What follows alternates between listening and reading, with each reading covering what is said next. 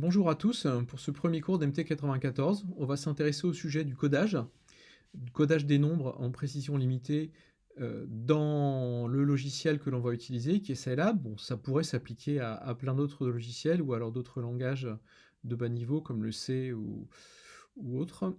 Et aux interactions entre des calculs assez simples, là on va voir, comme par exemple des calculs de dérivés de manière approchée, et puis, la façon dont ces calculs peuvent être réalisés avec une précision plus ou moins bonne, si l'on prend en compte le fait que les nombres que l'on va manipuler sont codés de manière, eh bien, non exacte, à l'intérieur de la machine. Donc le premier point, qui va nous intéresser, c'est donc en particulier le codage des nombres réels. Alors on va dire plutôt éventuellement le codage des nombres, à virgule flottante. Donc avec un standard bien particulier, donc qui est maintenant utilisé par la plupart des logiciels. Ensuite, je ferai quelques rappels sur en fait des méthodes assez connues, enfin très simples, que l'on peut utiliser pour approcher des dérivés. Et on regardera quelles sont les interactions, alors qui ne sont pas des interactions délétères, qu'il peut y avoir avec ces méthodes d'approximation, dès lors que l'on prend en compte le fait qu'on travaille avec des nombres qui sont codés avec une précision limitée. Et donc, lorsqu'on va faire des calculs avec ces nombres, ces calculs seront des calculs qui seront jamais exacts. Alors, pour essayer d'aller un peu au-delà finalement de cette espèce de barrière infranchissable que l'on va constater, à savoir que on ne peut pas faire les calculs de manière aussi bonne que l'on voudrait. On va faire un petit pas de côté, et donc ça sera l'occasion que je vous présente une technique, une façon de procéder qui est finalement assez récente et qui s'applique de manière complètement naturelle et assez transparente dans le logiciel que l'on va utiliser pendant tout ce cours, pendant tout le semestre, qui est le logiciel Scilab. Donc avant de s'intéresser au codage spécifique qui est utilisé dans Scilab, qui est un codage à virgule flottante, on reviendra sur ce concept de virgule flottante, je vais juste rappeler comment finalement, comment est-ce qu'on fait pour écrire un nombre et la signification que cela prend lorsqu'on écrit un nombre dans une base arbitraire. Alors la base 10, on est habitué traditionnellement à travailler avec, on ne se pose pas de questions. Mais quand on travaille dans une base arbitraire ici, là, qu'on va donner comme étant cette valeur d'entier petit b, donc supérieur ou égal à 2, donc la notation, c'est la suivante. Donc le nombre qu'on va écrire de cette manière-là, donc déjà pour préciser que la base est différente de la base habituelle, on va mettre un indice ici petit b, d'accord, donc qui désigne la base avec laquelle on travaille. Et puis, entre les parenthèses, bon, on va avoir d'une part la partie entière. Alors la partie entière, c'est une suite. Alors là, on a considéré que la suite était finie, mais a priori, la valeur de n peut être complètement arbitraire.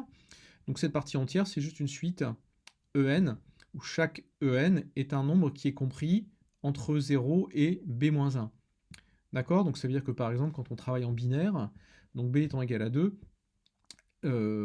ces différents nombres E0 jusqu'à En, ce sont ce qu'on appelle les bits, donc qui valent 0 ou 1. Voilà. Donc quand on est en base 10, ils sont compris entre 0 et 9. Donc de même pour la partie fractionnaire ici. Voilà, donc là on n'a pas précisé a priori le nombre de termes qu'on a utilisé. Mais donc on la code absolument de la même manière. Alors c'est peut-être juste la convention de numérotation qui est un petit peu différente. Là ici, pour les indices des termes de la suite qui est dans la partie fractionnaire, alors on verra que cette partie du nombre, on l'appelle aussi la mantis, on verra tout à l'heure. Donc là, la numérotation est faite à l'envers. Donc ça veut dire que lorsque l'on veut représenter mathématiquement quelle est la valeur finalement de ce nombre, qui s'écrit de la manière suivante, donc on a deux sommes qui sont faites de la manière suivante. Donc d'une part, pour la partie entière, somme pour k variant de 0 à n des ek fois b puissance k, d'accord. Et puis, pour la partie fractionnaire, donc les exposants ici sont négatifs, d'accord? Donc, si par exemple, on veut regarder, alors là c'est facile parce que c'est en base 10, si on veut regarder comment s'écrit 12,1 en base 10, donc là c'est assez simple.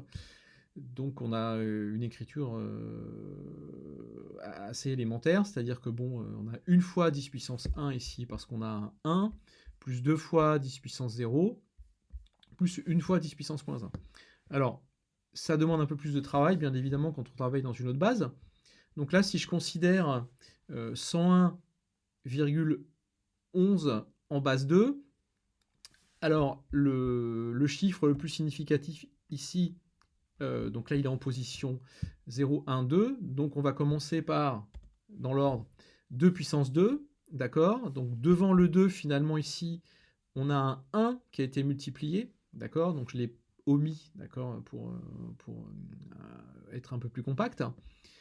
Ensuite, on aurait 0 fois 2 puissance 1, on ne l'a pas fait apparaître, d'accord? Donc plus une fois 2 puissance 0. Ensuite, on passe à la partie fractionnaire. Donc plus une fois 2 puissance moins 1, donc c'est-à-dire 1,5, et plus une fois 2 puissance moins 2. Donc lorsqu'on additionne tout ça, ça fait que 5,75. D'accord? Donc en base 16, donc là il y a effectivement un problème. Donc B est égal à 16, donc ça veut dire que les valeurs de nos termes de nos deux suites, donc à la fois pour la partie entière et la partie fractionnaire, donc ces valeurs sont comprises entre 0 et 15. Alors de 0 jusqu'à 9, on peut utiliser les chiffres, donc de 0 jusqu'à 9, et si on veut être capable de lire le nombre de façon un peu plus... enfin, de vraiment pouvoir le lire, ça veut dire qu'à partir de 9, il faut utiliser d'autres symboles. Alors, l'idée, c'est qu'on va utiliser les lettres de l'alphabet, donc commençons par A. D'accord? Donc le A va être égal à 10, et on va comme ça jusqu'à A, B, C, D, E, F, ou OF correspondant au 15. Donc ça veut dire que lorsqu'on écrit un F en base 16, ben c'est donc une fois 16, donc une fois 16 à l'exposant 1, plus F qui représente 15 multiplié par 16 à l'exposant 0, donc c'est un 1, donc ça fait 31. Voilà. Donc la base 16, c'est ce qu'on appelle typiquement aussi l'écriture hexadécimale. C'est beaucoup utilisé en informatique pour représenter de façon plus compacte, souvent en général, le contenu de la mémoire d'un ordinateur, par exemple. Alors, une petite particularité, alors lorsqu'on écrit les nombres, un nombre donné, on peut souvent avoir parfois un développement qui est périodique, comme c'est le cas pour les nombres rationnels, pour certains nombres rationnels, d'accord? Donc dans ce cas-là, le développement qui se répète, on l'écrit en mettant une barre sur le dessus, d'accord? Pour qu'on comprenne bien qu'en fait le développement se répète de façon périodique.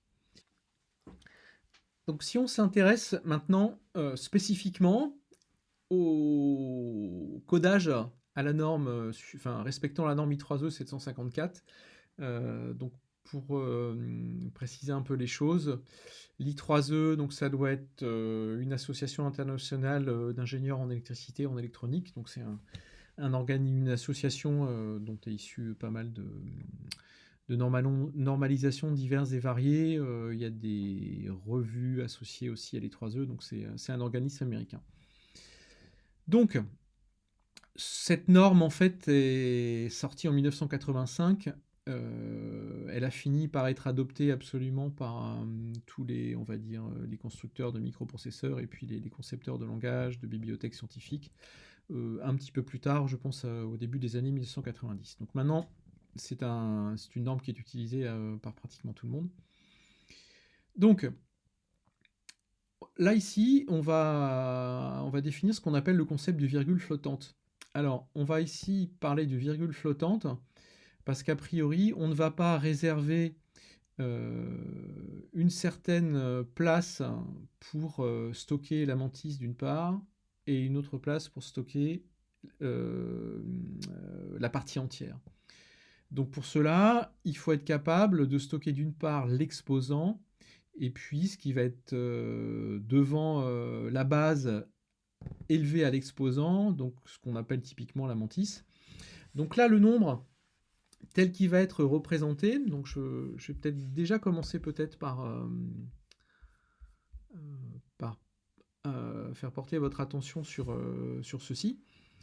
Donc le nombre peut être positif ou négatif, donc en fait le S qui est là, c'est tout simplement le bit de signe, qui est en bleu ici, qui est le 63e, donc qui vaut 0 ou 1, donc 0 si le nombre est positif, et 1 si le nombre est négatif. Ensuite, les 52 bits à partir du premier, donc numéro 0, jusqu'au numéro 51, donc ici on va dire plutôt de M1 jusqu'à M52, excusez-moi, donc on numérote à partir de 1. Donc c'est la partie fractionnaire du nombre, d'accord? Donc le fait qu'on travaille à virgule flottante ici, alors pour ce cas particulier enfin on va dire en général, lorsqu'un nombre est non nul, eh bien on va toujours pouvoir l'écrire comme ceci, c'est-à-dire on va supposer que la partie entière est égale à 1, d'accord? Donc là on parle bien d'un nombre en binaire, ok? Et que finalement la magnitude du nombre, en fait, elle est tout simplement complètement contenue dans la partie qui fait intervenir l'exposant.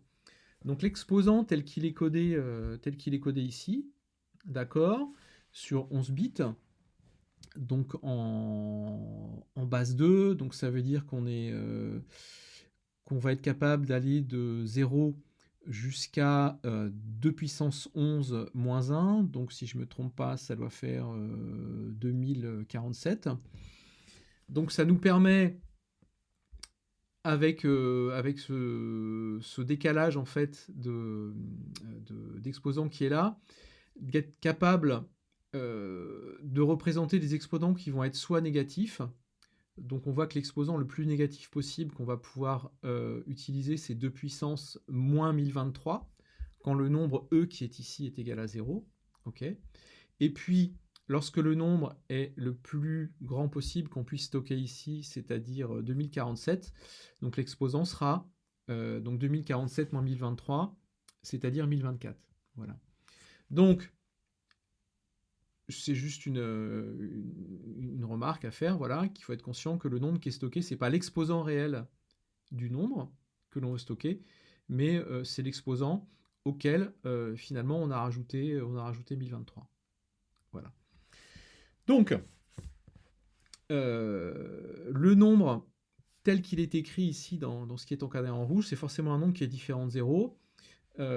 Si on veut parler de la façon dont est codé le nombre 0, le nombre 0, en fait, tout est à 0, le signe, l'exposant, et puis la mantis. Donc c'est un cas particulier.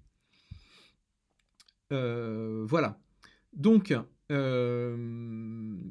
la question qu'on va pouvoir se poser, c'est comment est-ce que l'on fait, par exemple, lorsqu'on a un nombre donné qui est écrit en base 10, comment est-ce qu'on peut calculer finalement alors l'exposant, vous verrez, c'est assez facile, et puis donc les différents termes de la suite de la mantis. Donc là, on va s'intéresser à un nombre qui est 12,1.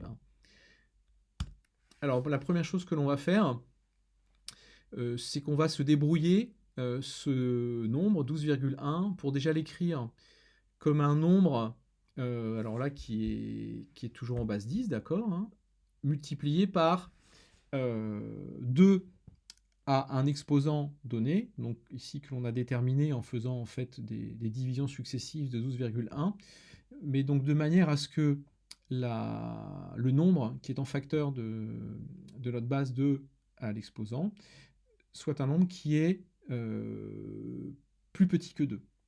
D'accord? Donc là, ici, typiquement, donc un nombre qui est compris ici entre 1 et 2. D'accord? Voilà.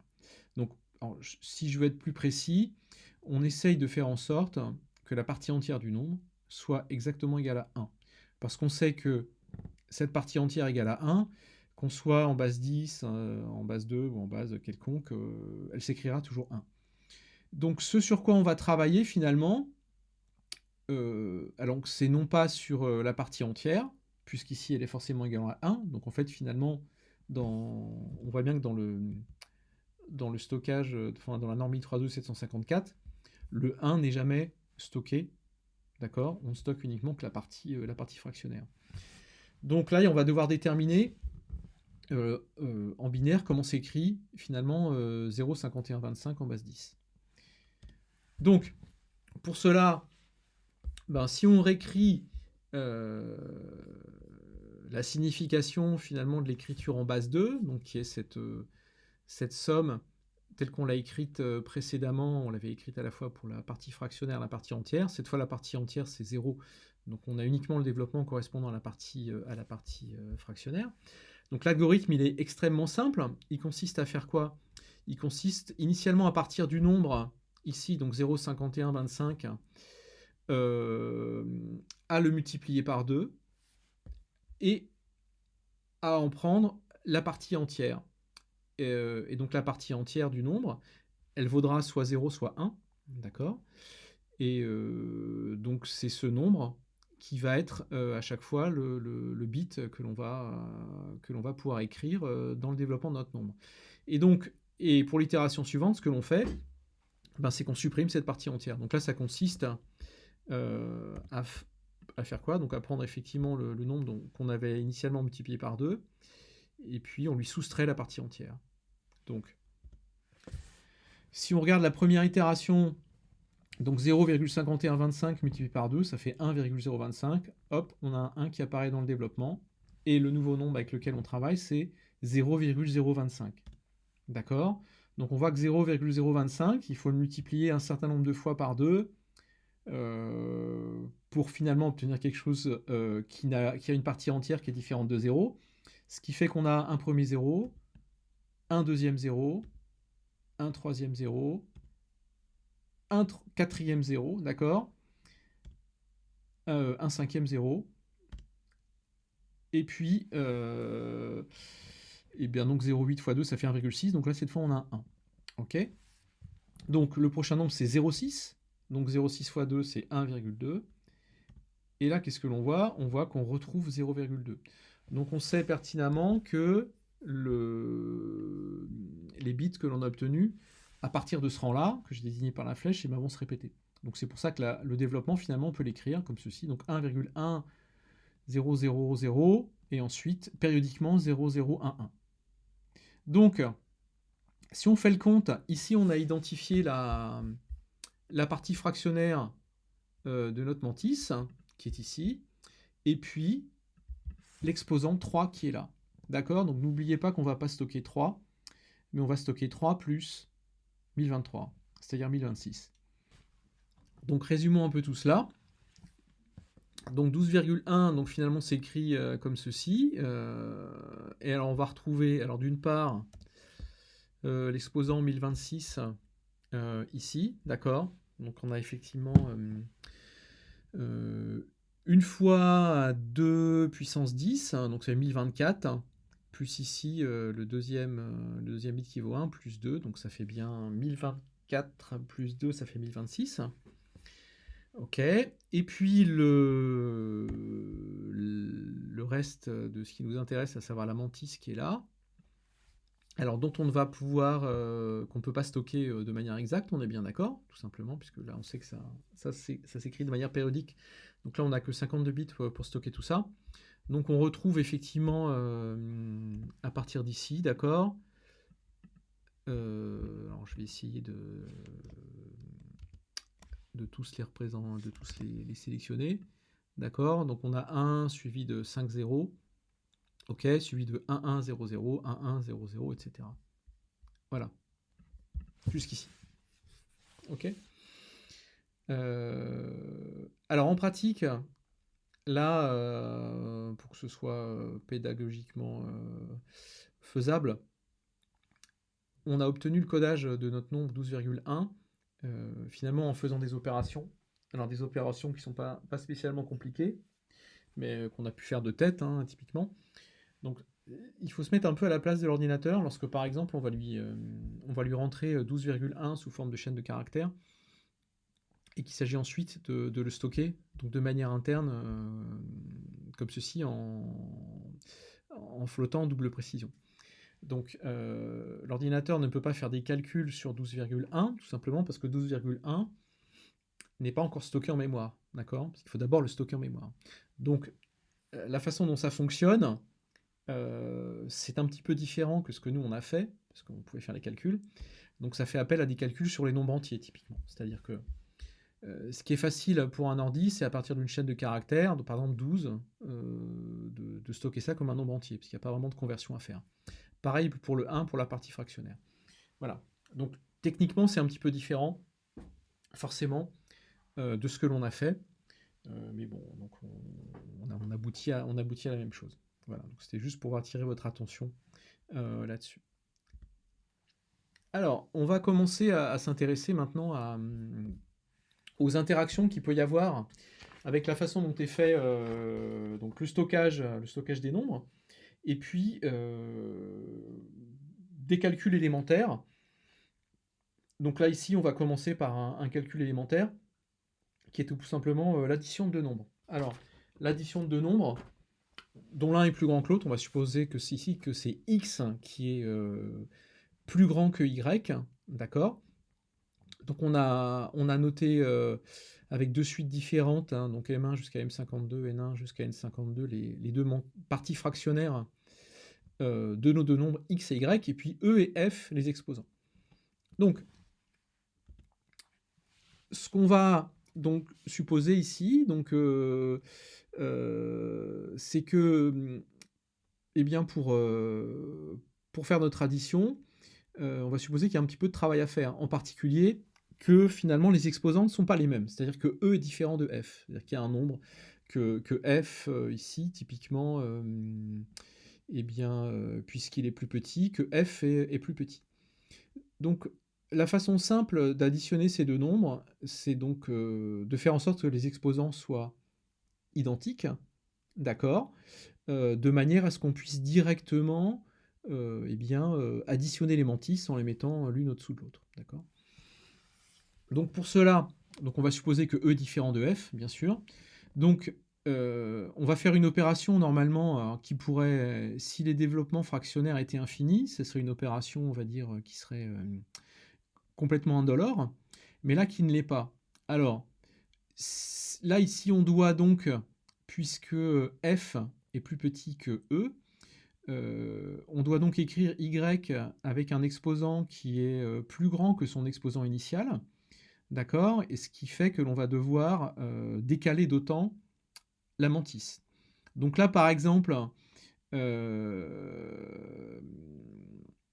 on a supposé que E-F était quand même suffisamment grand pour que ça ressemble à ce qui est représenté ici, d'accord? Donc, on a additionné E-F à l'exposant, donc ce qui équivaut à faire quoi pour compenser les choses? Eh bien, à diviser la mantis par la puissance de 2 correspondante. Donc, cette division par 2, ces divisions successives par 2 de la mantis, vu que le nombre est en base 2, c'est juste un décalage vers la droite. Alors, le souci ici, que c'est un décalage vers la droite, mais que à chaque fois, tout ce qui va au-delà de la position 52, c'est complètement perdu.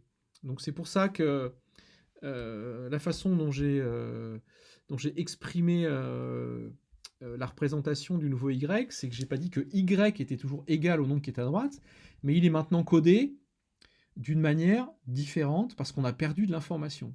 D'accord? Tout ce qui a été décalé à droite au-delà du 52e bit a été perdu.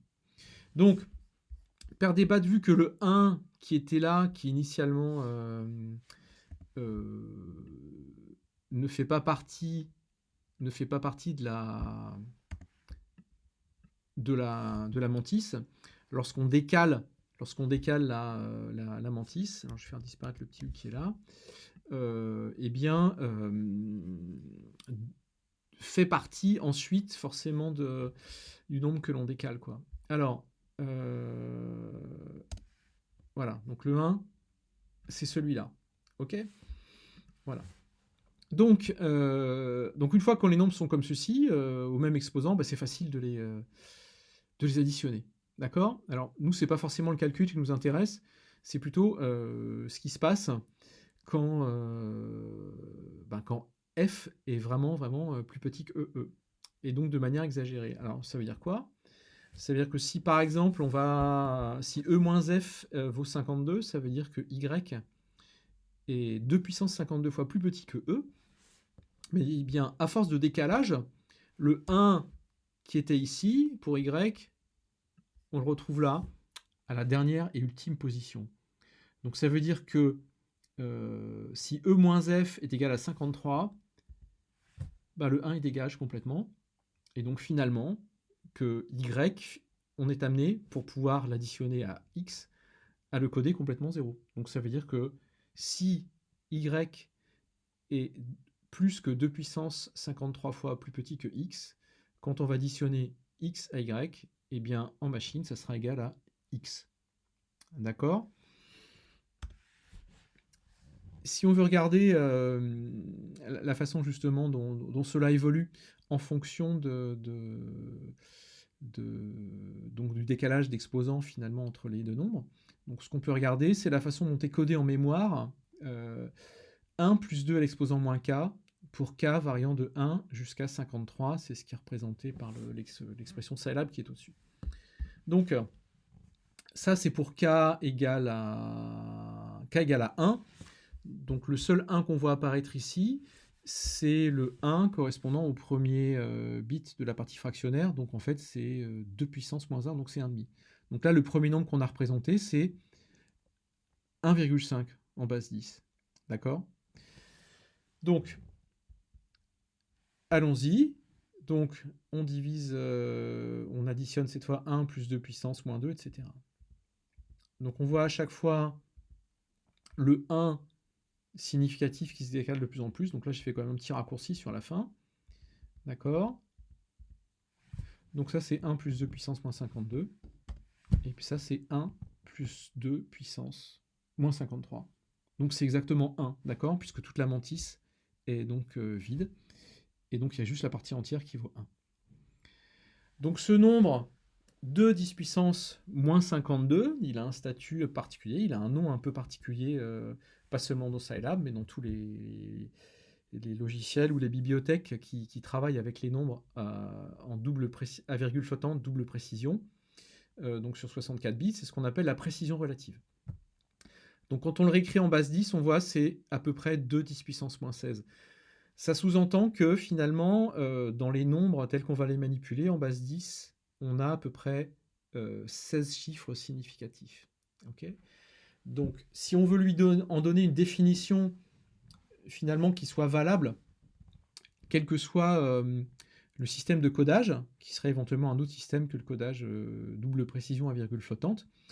Donc ce nombre on l'appelle epsilon, c'est la précision relative, et donc c'est le plus petit nombre, tel que lorsqu'on additionne x plus epsilon fois x, cela donne un nombre qui est différent de x. D'accord? Donc ce qui est la même chose que de dire epsilon, c'est le plus petit nombre, tel que 1 plus epsilon est différent de 1.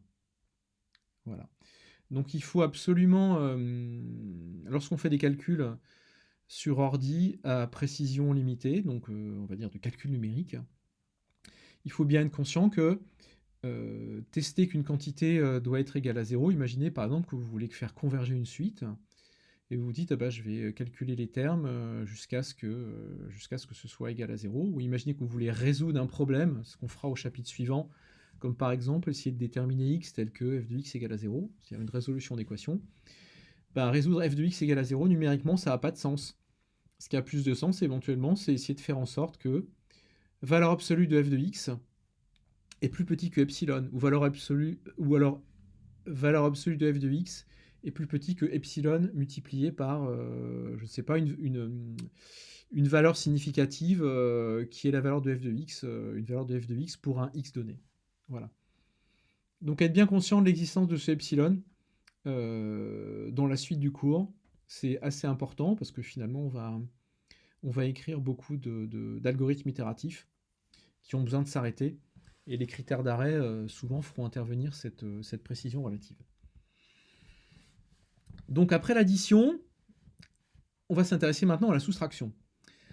Alors, je vais vous parler ici de ce qu'on... Alors, on dénote en français la perte de signification, parce qu'il n'y a pas vraiment de traduction, on va dire, correcte de l'expression anglaise qui est catastrophic cancellation.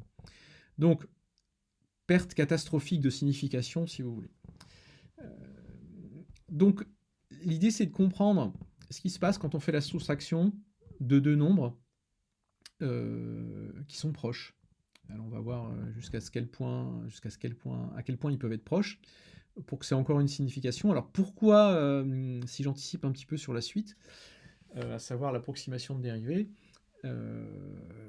approcher une dérivée, une des façons assez simples, c'est d'utiliser un taux de variation. Donc d'accord, un taux de variation fait la différence entre valeurs de f de x du type f de x plus h moins f de x, avec h qui est petit. Donc ce qui est important, c'est de voir ce qui se passe quand on va venir faire la soustraction entre f de x ici, entre f de x et x plus h. Donc ici, la fonction f qu'on va utiliser, c'est la fonction cosinus. Le x, c'est 1 et le h, là, c'est 2 10 puissance moins 26. Donc quelque chose qui est déjà assez petit, qui doit être de l'ordre de 10 puissance moins 8 ou 10 puissance moins 9, je crois. Et ce qu'on va regarder, c'est la façon dont sont codés ces nombres en codage double précision, virgule flottante.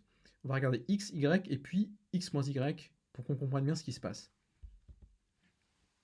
Donc ça, c'est x, dans un premier temps. Donc ce que j'ai volontairement représenté avec des couleurs particulières, c'est finalement la partie du développement le parti de la mantis qui va être commune aux deux nombres, hein, tout simplement parce qu'ils sont proches. Donc si je représente maintenant aussi y, on voit que la partie en bleu de la mantis est partagée par les deux nombres. Ce qui fait que lorsqu'on va faire la soustraction de ces deux nombres, eh bien, on va faire quoi? On va se retrouver finalement à soustraire les deux parties qui sont en bleu. Et puis, qu'est-ce qui va nous rester? La soustraction de ceci et ceci. Ok? Donc, c'est ce nombre, en fait, qu'on va devoir replacer dans nos 52 bits, tout en sachant que ces nombres-là, eh bien, ils sont, a priori, il y en a uniquement 26 ou 25. On voit bien que le nombre qu'on obtient, on va être obligé de le caler à gauche. Alors en enlevant le 1, mais finalement, tout ce qui est à droite ici, ce sont des bits qui ne servent plus à rien. Donc arbitrairement, on est bien obligé de mettre 0.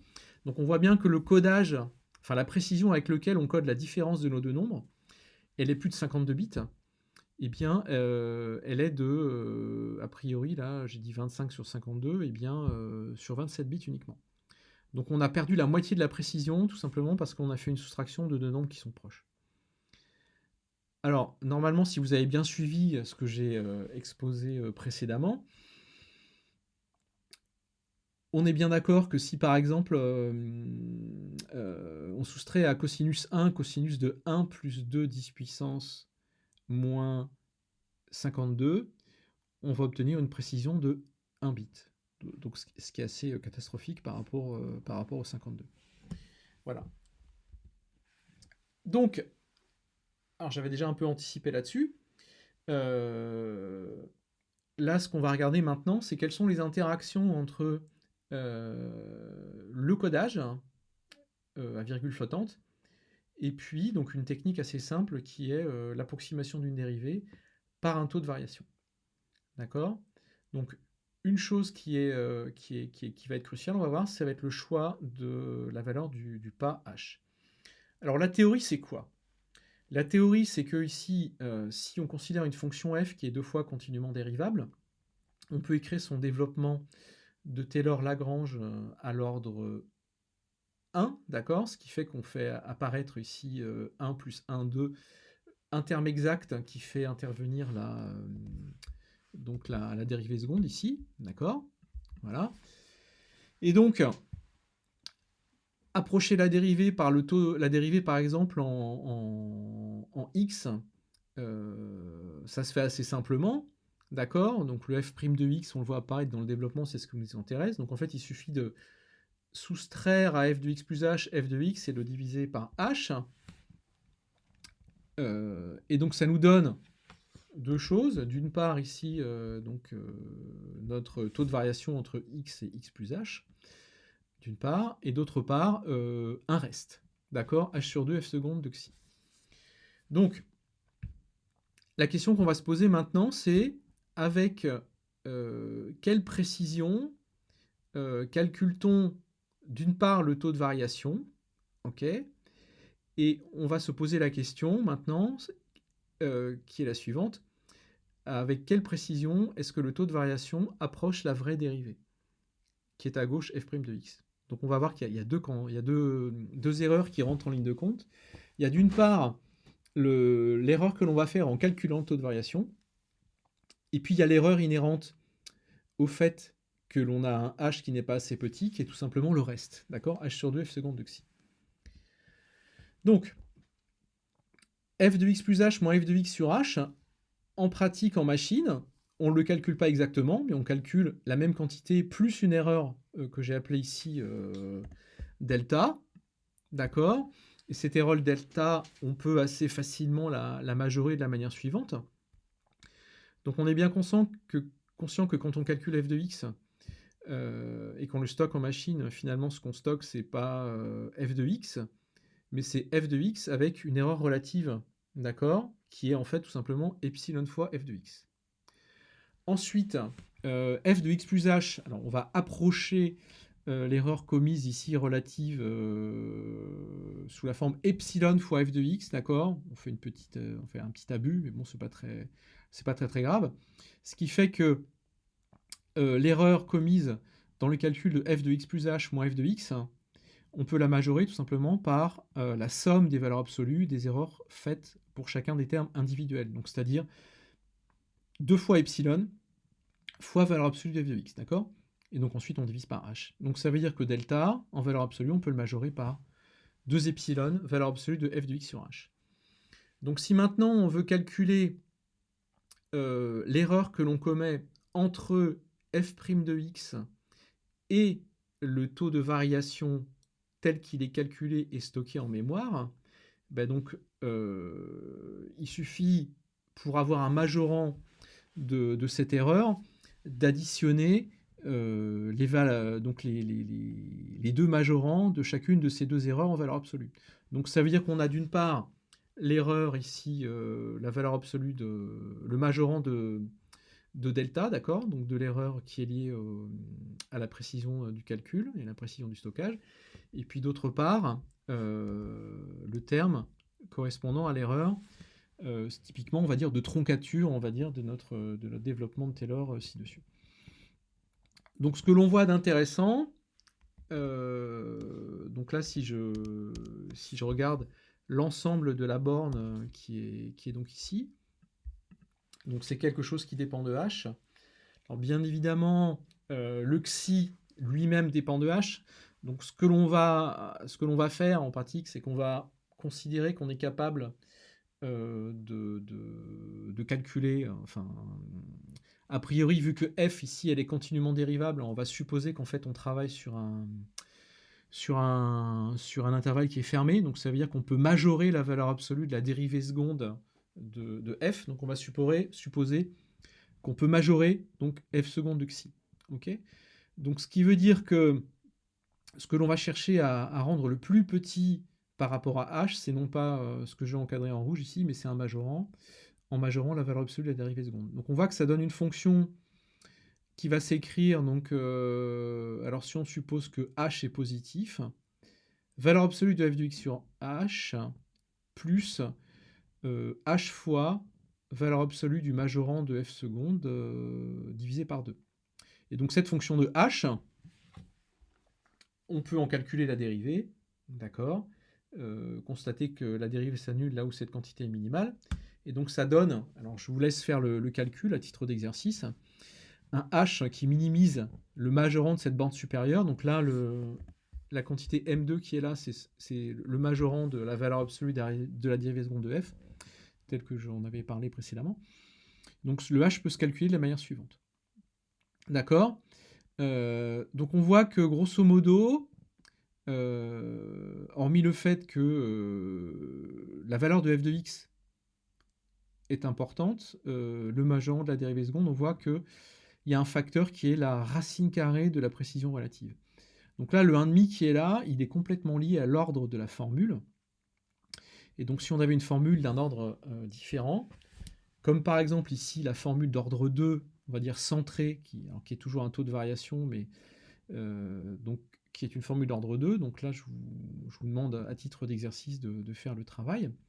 Donc finalement, pour cette formule-là, de calculer quelle est la valeur du h optimal. Donc là, vous verrez que l'exposant, c'est pas un demi. C'est tout simplement lié au fait que la formule n'est pas d'ordre 2. Donc c'est un exercice intéressant. Donc ce qu'on sait déjà, c'est que la formule, a priori, elle est meilleure, la formule d'ordre 2, mais vous allez voir que le meilleur ici n'est pas est quand même extrêmement à relativiser. D'accord. Alors pourquoi? Parce que la question, c'est qu'est-ce qui se passe au-delà du h optimal. On est bien d'accord qu'il faut prendre h suffisamment petit pour que l'erreur de troncature soit la plus faible possible. Mais on voit bien que si on prend h trop petit après, eh bien, on va être complètement... on va perdre la précision du calcul du taux de variation lui-même. Donc, on peut constater ça de manière expérimentale, en traçant un graphe. Donc là, ce que l'on peut faire, c'est prendre un cas simple. Donc on va prendre la fonction cosinus, et on va essayer d'approcher sa dérivée en x égale à 1. Donc le taux de variation s'écrit comme ceci. Et le majorant de la dérivée seconde ici, il est facile à obtenir, puisque la dérivée seconde, c'est moins cosinus x. Donc là, un majorant pour tout x de la valeur absolue de la dérivée seconde, c'est 1. Donc là où il apparaissait au dénominateur du h étoile, on ne le verra pas, d'accord. Donc ici, c'est la partie f de x. Donc c'est divisé par 1, ok, le majorant de la dérivée seconde. Et puis donc 2 puissance moins 52, c'est la précision relative. Donc on voit que ça donne un h optimal qui est de l'ordre de 10 puissance moins 8. Alors, on peut tout à fait vérifier ça expérimentalement. Alors ça consiste à faire quoi? À calculer pour plein de valeurs de h de plus en plus petites la différence entre f' de 1, donc qui est moins sinus 1, ok, et puis d de h. Alors ce qui est représenté ici, c'est la différence f' de 1 moins d de h, et on redivise par f' de 1 pour avoir un calcul relatif de l'erreur. Donc c'est représenté en échelle logarithmique, cela se lit de droite à gauche, d'accord. Quand on va de la droite vers la gauche, h est de plus en plus petit. Donc ce que l'on voit déjà, donc c'est en échelle logarithmique, donc on voit tout simplement que ici c'est la partie d'évolution de l'erreur lorsqu'elle se comporte de façon polynomiale. Donc là ici avec un h exposant 1. Donc en fait on a lorsque l'exposant serait éventuellement différent de 1, on aurait quelque chose qui serait en h puissance p. Donc là, la pente serait égale à p, d'accord? Parce que tout simplement, logarithme de constante fois h à l'exposant p, c'est p fois logarithme p plus log de c, d'accord? Donc ça donnerait une droite ici, mais qui serait de pente non pas égale à 1, mais à 2, enfin, pas de pente égale à 1, mais de pente égale à 2. Donc là, toute cette partie, cette première partie où là on a un graphe qui descend, ça correspond vraiment à la zone de valeur de h, où c'est vraiment l'erreur de troncature, donc au sens l'erreur qui est faite en calculant le taux de variation plutôt que la dérivée, qui est prépondérante. Et quand on dépasse cette valeur de h optimale, alors on voit par ailleurs que l'estimation de 19 10 puissance moins 8, c'est pas trop loin de ce qui est constaté à peu près expérimentalement, quand la précision finalement relative stationne, et que quand h est plus petit, eh bien, cette fois, c'est l'erreur de calcul, l'erreur qui est liée au stockage des nombres et à leur calcul approché, qui devient prépondérante par rapport à l'erreur de troncature. D'accord ? Voilà. Donc, on voit bien que si on veut utiliser ce genre de formule pour approcher des dérivés, On fait beaucoup ça actuellement. C'est des choses qui sont faites de manière très classique par pas mal de gens. Lorsqu'on ne peut pas faire autrement, typiquement lorsqu'on a la flemme de calculer une dérivée, ou lorsque par exemple la dérivée est calculée par un programme qui est très compliqué. Alors vous voyez bien qu'en fait ça nécessite vraiment pour le faire avec un h qui n'est pas trop petit ni trop grand, d'avoir quand même un minimum de connaissances sur la fonction que l'on cherche à dériver. Donc f de x, ça c'est facile à calculer, donc ça intervient dans le calcul du h optimal. Bon, par contre, avoir quelques connaissances sur la dérivée seconde, c'est quelque chose qui peut être intéressant pour vraiment optimiser le choix de h étoile. Alors si on veut essayer de briser un peu cette barrière infranchissable du h étoile pour atteindre la précision relative, parce que là on voit bien ici qu'on ne l'atteint pas, d'accord. Si vous regardez, alors on oublie un peu ce pic anecdotique qui est là, hein. On voit qu'au mieux on va atteindre quelque chose qui est de l'ordre de 10 puissance moins 8, 10 puissance, entre 10 puissance moins 8 et 10 puissance moins 9. Donc on voit qu'on est encore très loin de 10 puissance moins 16. Donc la façon d'y arriver, eh bien, c'est de faire un pas de côté. Un pas de côté, ça va consister à faire quoi? Ça va consister à pas rester dans le domaine des réels, mais à travailler dans le domaine des nombres complexes. Donc pour cela, il va falloir qu'on essaye de donner un sens à notre fonction dont on cherche à calculer la dérivée, lorsqu'on la considère non plus comme une fonction de la variable complexe, mais une fonction de la variable réelle, mais une fonction de la variable complexe. Donc, il y aurait énormément de choses à dire et à faire sur tout ce domaine des mathématiques qu'on appelle l'analyse complexe, mais on va vraiment en utiliser le minimum de concepts pour pouvoir aboutir à quelque chose de pratique. Mais si vous vous intéressez au sujet, c'est tout à fait une piste d'investigation très intéressante. Alors, la meilleure façon d'essayer de donner un sens, enfin de voir qu'on peut donner un sens à peu près n'importe quelle fonction lorsqu'on l'étend à la variable complexe, c'est la notion de développement en série. Donc la définition de ce développement en série, c'est le suivant. Une fonction de R dans R sera développable en série en x0 s'il existe donc une suite à n.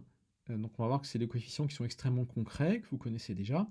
Et puis un R positif, grand R, qu'on appelle le rayon de convergence, tel que si x est à distance de x0 plus petite que R, alors f de x s'écrit, donc ici c'est bien une série, mais avec une borne supérieure qui n'est pas définie, donc en fait c'est une limite de la série, d'accord?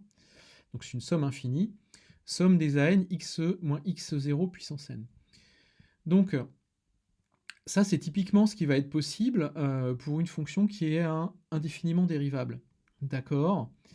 Et où donc les AN, ce sont les coefficients que vous connaissez déjà, qui sont les coefficients du développement de Taylor, qui font intervenir les dérivées successives. Donc, lorsqu'on a une fonction qui sera développable en série, alors prenez par exemple les fonctions trigo ou l'exponentielle, ou plein d'autres fonctions comme ceci, la façon de l'étendre, simplement de comprendre ce que c'est que son extension à la variable complexe, eh bien c'est tout simplement dans le développement qui est ici, c'est de bien constater qu'on peut remplacer x réel par un nombre complexe non réel. Tout simplement parce que les opérations algébriques qui interviennent dans ce développement, c'est donc une soustraction, une multiplication, et puis une élévation à la puissance. Donc tout ça, ça a du sens pour les nombres complexes. Donc, le développement en série d'une fonction, eh bien, se définit, enfin c'est un outil qui nous permet de définir assez facilement une extension d'une fonction réelle à la variable complexe. Voilà. Donc, l'étude, comme je disais précédemment, des propriétés fines de ces fonctions de la variable complexe, alors pas forcément développables en série, bon, donc c'est toute une branche des mathématiques qui s'appelle donc l'analyse complexe et qui n'est pas enseignée à l'UTC. Ça serait quand même intéressant, comme par exemple comme antécédent pour des cours d'automatique ou des cours de traitement du signal. Voilà. Bon. Exemple que je citais juste avant, donc l'exponentielle, donc le développement d'ailleurs suivant, ça peut être pris comme une des nombreuses définitions de l'exponentielle, d'accord.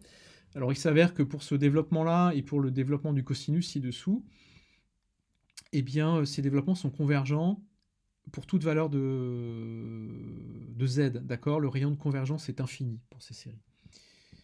Voilà, donc c'est intéressant. Et donc on voit bien, voilà. Donc, par exemple pour ces deux fonctions-là, usuelles, on voit la façon dont elles s'étendent aisément au plan complexe, d'accord, il y a vraiment rien à faire. Ça s'écrit exactement de la même manière pour une variable réelle ou pour une variable complexe. En pratique, comment on les calcule? Par exemple, quand on ne sait faire que des calculs sur les nombres réels, eh bien, il suffit d'utiliser les formules d'addition. Donc, je prends l'exemple du cosinus. Ici. Donc, en fait, il suffit d'utiliser les formules d'addition. Et puis, lorsque l'on a un cosinus d'un imaginaire pur, ben, d'utiliser les formules de l'air, tout simplement, pour revenir dans le monde des réels. Voilà. Donc, voici comme ceci, par exemple, comment on calcule cosinus de x plus y, typiquement dans quoi? Dans Scilab. Alors, la question que vous pouvez vous poser aussi directement, c'est comment est-ce qu'on stocke un nombre complexe dans Scilab?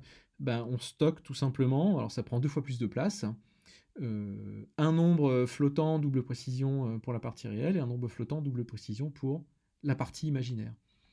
Et donc, quand on doit calculer cosinus de x plus y, on calcule séparément, d'une part, sa partie réelle, et d'autre part, sa partie imaginaire. D'accord? Voilà. Donc, dans Scilab, comme dans pas mal d'autres logiciels, eh bien, on peut travailler de manière complètement transparente avec les nombres complexes, comme si on travaillait avec les nombres réels. Tout ça en faisant des calculs corrects. Donc les opérateurs classiques, algébriques, addition, multiplication, division, élévation à la puissance. Donc sur des nombres qui sont des scalaires ou des vecteurs ou des matrices. Donc là, ça change absolument rien au niveau de l'écriture. Les fonctions usuelles, de la même manière, d'accord, elles sont directement prolongées, donc toutes les fonctions trigo hyperboliques. Fonction réciproque de ces fonctions hyperboliques. Donc attention au logarithme, il y a une petite subtilité. J'en parle pas maintenant, mais donc il faut faire assez attention. Voilà. Alors faites aussi attention qu'il y a quand même certaines opérations qui n'ont pas de sens dans C, tout simplement parce qu'il n'y a pas de relation d'ordre. Donc par exemple, faire une comparaison, ou par exemple écrire une fonction qui fait intervenir dans sa définition un opérateur de calcul d'ordre. Donc ça, il faudra faire extrêmement attention, parce que là, ça, a priori, ça ne marche pas. D'accord? Il n'y a pas de relation d'ordre dans C. Donc, une petite multiplication, comme ceci. Alors, la notation dans Scilab, l'imaginaire pur, donc partie réelle 0, partie imaginaire égale à 1, is not %i.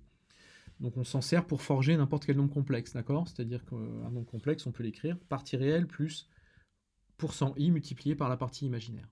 D'accord? Et donc au niveau de l'affichage, ça nous apparaîtra comme ça dans la fenêtre de Scilab. Ok? Donc, calcul d'un cosinus d'un nombre complexe, ok? Et puis ici, une élévation à la puissance avec un nombre complexe. Donc on voit bien que là, il n'y a pas de souci par rapport à la fonction logarithme ici, puisque c'est le log de 2 qui est impliqué. Mais donc attention à ce qui va se passer lorsque vous allez, par exemple, écrire un nombre complexe à l'exposant d'un autre nombre complexe. Donc, vu qu'on passe par un log, il faut faire attention à ce qu'on écrit. Donc, attention. Donc,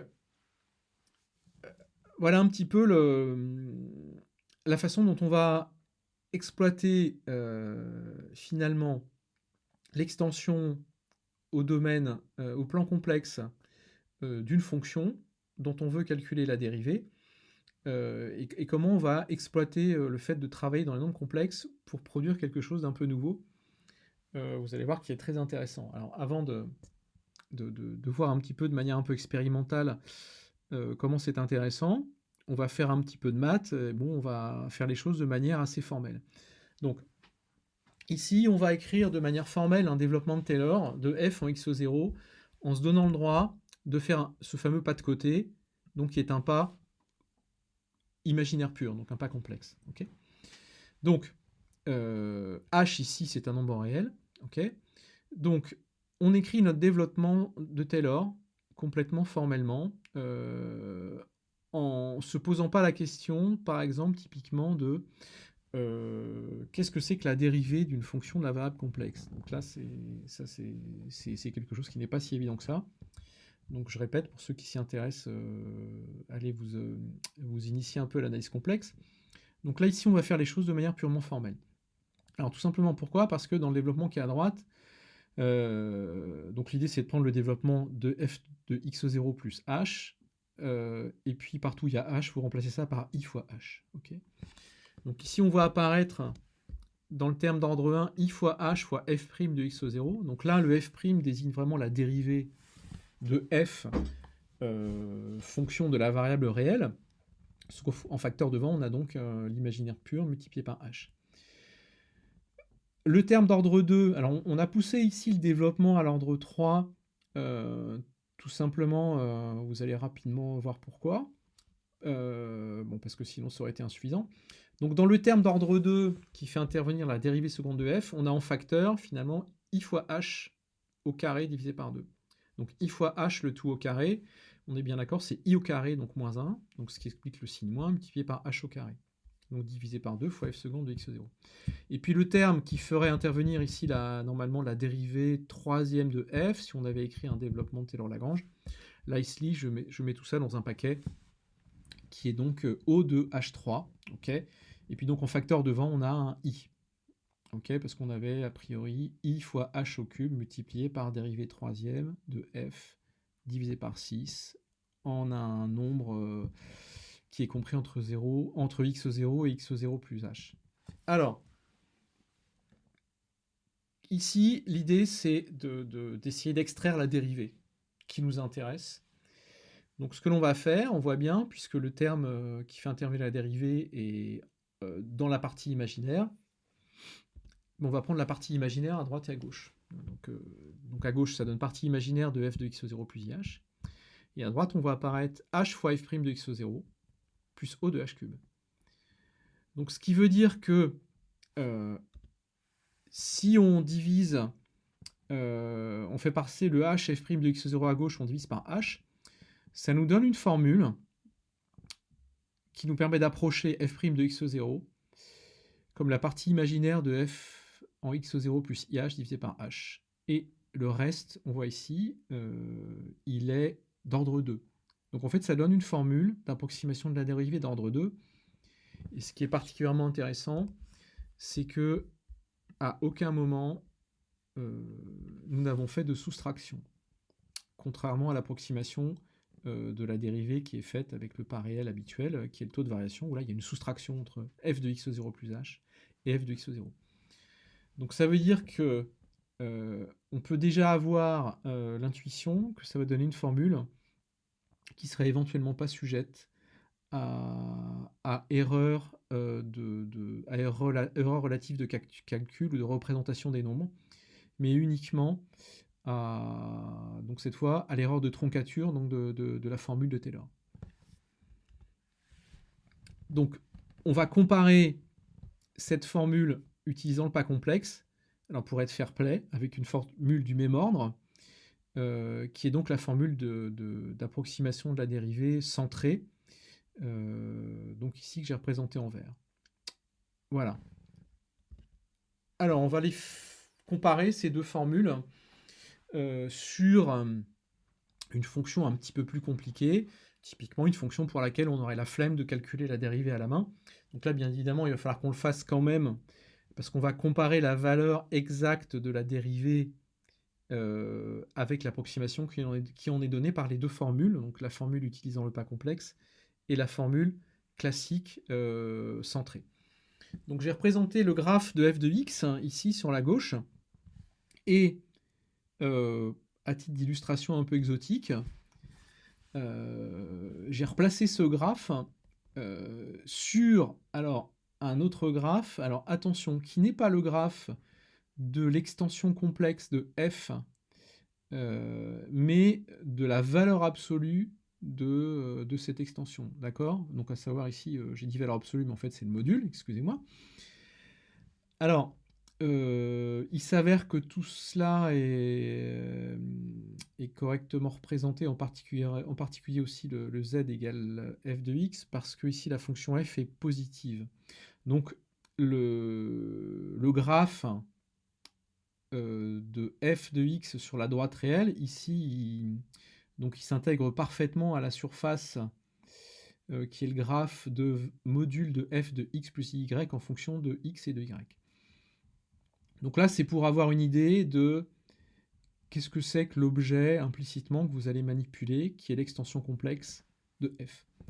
Alors on voit qu'il y a des choses bizarres qui se passent sur les bords, alors certainement parce que la fonction f, vue comme extension complexe, quand on va dans ces directions-là, eh bien, il se pourrait qu'elle soit singulière quelque part. Voilà. Bon, ça, c'est pas forcément ce qui nous intéresse ici. Donc, maintenant, ce que l'on va faire, donc comme je disais tout à l'heure, on va comparer alors l'évaluation de la vraie dérivée qui est là, faite dans Scilab, donc forcément à la précision machine relative. Donc on est bien d'accord qu'on va jamais réussir à calculer exactement la dérivée dès l'instant où on travaille avec des nombres à précision limitée, mais on peut on va dire, espérer quand même que cette dérivée va être évaluée avec une précision relative qui est proche suffisamment de la précision relative maximale, qui est donc à peu près 10 puissance moins 16. Et on va comparer cela avec les deux approximations de la dérivée que l'on fait. Là, on va travailler en un point particulier x0 ici qui est pi sur 4.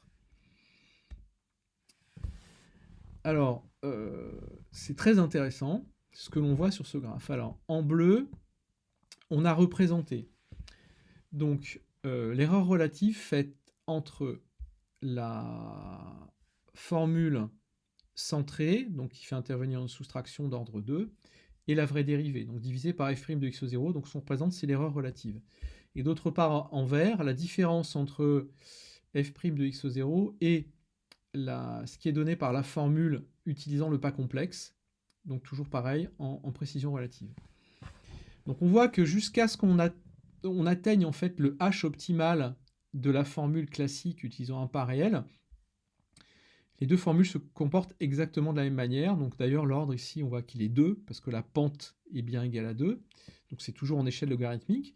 Par contre, on voit que là où finalement la formule utilisant le pas réel décroche à cause des erreurs de soustraction catastrophiques qui deviennent prépondérantes par rapport à l'erreur de troncature. Par contre, on voit que la formule qui utilise le pas complexe, eh bien, elle va gentiment jusqu'au bout et jusqu'à la précision relative ultime à peu près de l'ordre de 10 puissance moins 16. Et ce que l'on voit aussi, c'est que la valeur critique à partir de laquelle on atteint la précision relative maximale, eh bien, elle n'est pas très importante finalement, parce que, et ça vous pourrez aussi le constater expérimentalement, on peut prendre un h qui est aussi petit que l'on veut, d'accord? Même au-delà de notre fameux epsilon de 10 puissance moins 52. Là, on peut prendre h est égal à 10 puissance moins 100 si ça nous chante. Voilà. Donc après, ce qui est important, c'est de comprendre pourquoi est-ce qu'on peut prendre ce h aussi petit que l'on veut, tout en conservant la précision. Donc voilà. Donc là, ça veut dire que finalement, avec un h qui est suffisamment petit, qu'on peut prendre aussi petit que l'on veut, eh bien, on calcule la dérivée de manière approchée avec notre formule utilisant le pas complexe, aussi bien que la façon dont on évalue la dérivée exacte. D'accord? Donc ce qui veut dire que finalement, on n'a plus besoin d'être capable de calculer les dérivées. Donc ce qui est quand même super pratique. Alors, bien évidemment, c'est important de savoir ce qu'on fait. Donc, ce qui est intéressant ici, on l'a fait pour une fonction bien particulière. On va dire qu'il y a une expression analytique au sens formel, en termes de fonction usuelle, facile à écrire. Et donc en prenant un minimum de précautions, alors précautions que j'ai déjà évoquées, alors il faut faire attention avec certaines fonctions, comme la fonction logarithme, et particulièrement comme s'il y a des tests ou des branchements dans un programme, on va dire programme qui serait un programme pour calculer la dérivée d'une fonction, pour calculer une fonction dont on veut calculer après la dérivée. Donc, eh bien, on va pouvoir calculer ces dérivées, là qui peuvent être même d'ailleurs les dérivées partielles d'une fonction de plusieurs variables, eh bien, a priori à la précision machine, d'accord?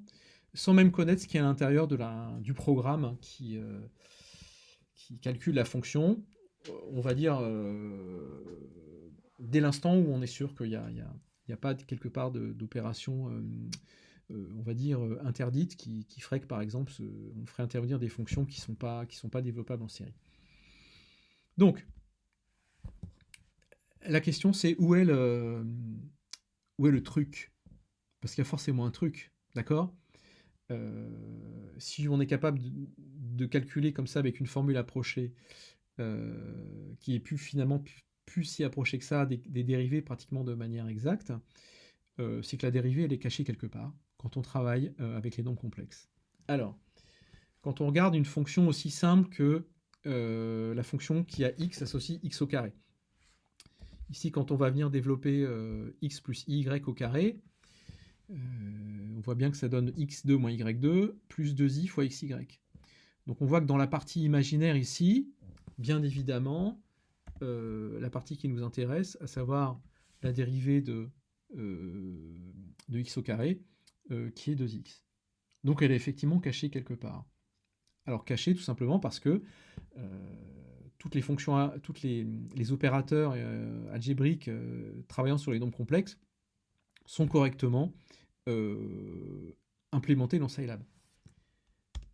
Donc si on regarde une autre fonction un poil plus compliquée, mais à peine, donc comme la fonction cosinus, et la façon dont elle est calculée par Scilab, d'accord, en calculant séparément la partie réelle ici, et puis la partie imaginaire.